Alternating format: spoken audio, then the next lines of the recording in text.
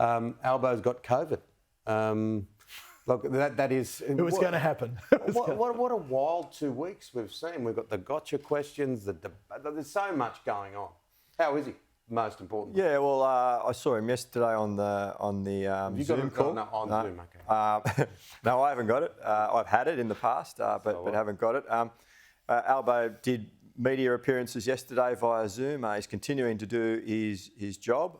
We wish him all the best and hope that he recovers as quickly as possible. He's following the health advice and he'll be isolating at home for the next 7 days, but continuing to do media appearances. And in the meantime, it's an opportunity for Labor to highlight the talent and the depth that we have on our front bench. And you've got our 2 fantastic campaign spokespeople in Katie Gallagher and Jason Clare, as well as Richard Marles and the whole front bench team. They'll be out there putting the case for Labor's policies and why it'll be a better future under a Labor government.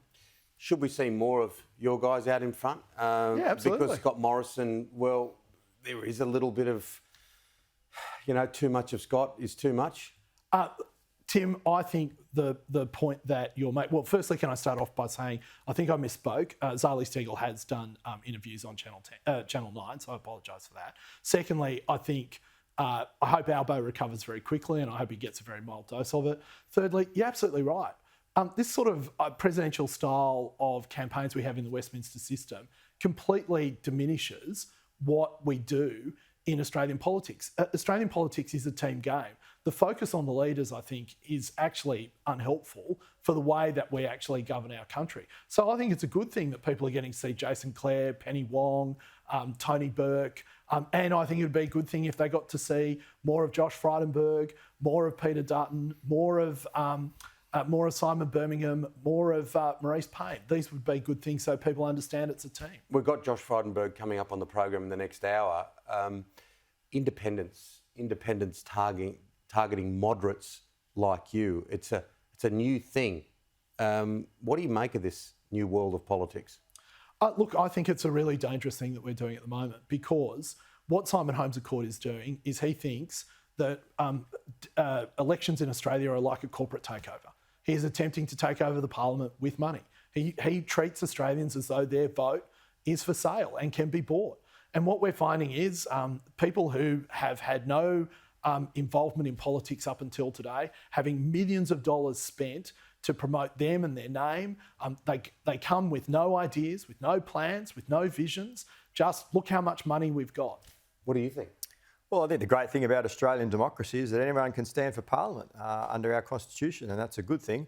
And we need to be conscious of the fact that many of these independents are doing this because they're principally worried about Australia's future and the lack of action on climate change from this government. That's one of their key platforms. And I think that Australians are sick and tired of the lack of action from this government, the fact that emissions have been increasing once again, that we're an international pariah when it comes to action on climate change, and many in the community have responded, and that's why you're getting these independents running around that issue. Said beautifully by a man who is in a safely Labor. Yeah, but once again, what Matt just said is not true. Our emissions have reduced by 21% on 2005 levels. So these campaigns are based on lies. And it needs to stop. It does not help in a democratic nation to have people being lied to and having elections decided on the basis of facts that are not true. Jason does make a point. It's widely accepted that Australia is not pulling its weight when it comes to no, it's not widely action accepted, on climate change. Well, Matt...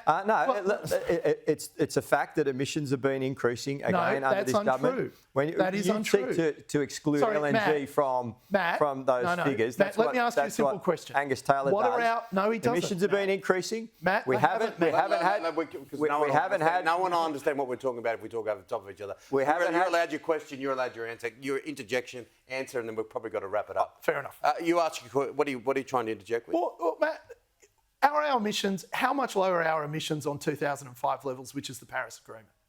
Emissions have been increasing since you came. So let me answer your question. Since you came to 21%. No, they've gone down. Since you came to government, they've gone down. They were decreasing under us, and they've gone up once again. That's not true. And there's been this lack of action and consistent approach to climate change. It's not true. You tried to get rid of the Clean Energy Finance Corporation. You tried to get rid of the Australian money. We gave it $1.8 billion more Australian Renewable Energy Agency, and that's why people are upset. And that's why No, they're upset because you guys keep telling them lies. Lies like emissions have gone up, when in fact they've gone down 21%. Our projected reduction in emissions to 2030 has gone from 28% to 35%. And we've signed a net zero agreement by 2050. We've signed up to COP26. Under this government, there has been a lot of action on climate change. And I don't understand how we can be a pariah in the world when we have reduced our emissions by 21% while they've gone up in Canada, only reduced by 1% in New Zealand, and the story goes on and on. Your Prime Minister bought a lump of coal into the Parliament and said that electric vehicles would destroy the weekend. If you want a reason of why people are running and they're upset about climate change, the dinosaurs that's the reason. died and created petroleum. The siren's gone. We're going to agree to disagree on this one. No, facts are not things that you can disagree with. The facts are your facts are different to his facts. No, Tim, there are just we will have facts. to continue. We'll allow the media into the coffee room, all right? Oh, fair enough. You can have this debate in there, all right? Fair enough. It's a very important weekend in our calendar, of course, Anzac Day on Monday. And I'm attending a number of dawn services. I want to point out that this year's the 80th anniversary of the formation of the Maroubra Force, which did a fantastic job in defending Australia on the Kokoda Trail. The 39th Infantry Division, it was a militia force. They were relatively unprepared and undertrained. They didn't have the right equipment. But of the 800 that defended Australia on the Kokoda track, only 30 survived. And I pay tribute to them and the sacrifice that they made to our nation this weekend. This is where we're all together. We are. Look, the reason that we have a free and fair nation is because of the sacrifice and service of so many million people who came before us. And we honour that today so that we remember their sacrifice and continue to realise that the price of freedom is eternal vigilance. Absolutely, absolutely. And we'll agree on that. We'll leave it there and we'll be back on next week with 3 weeks to go. Thanks, Tim.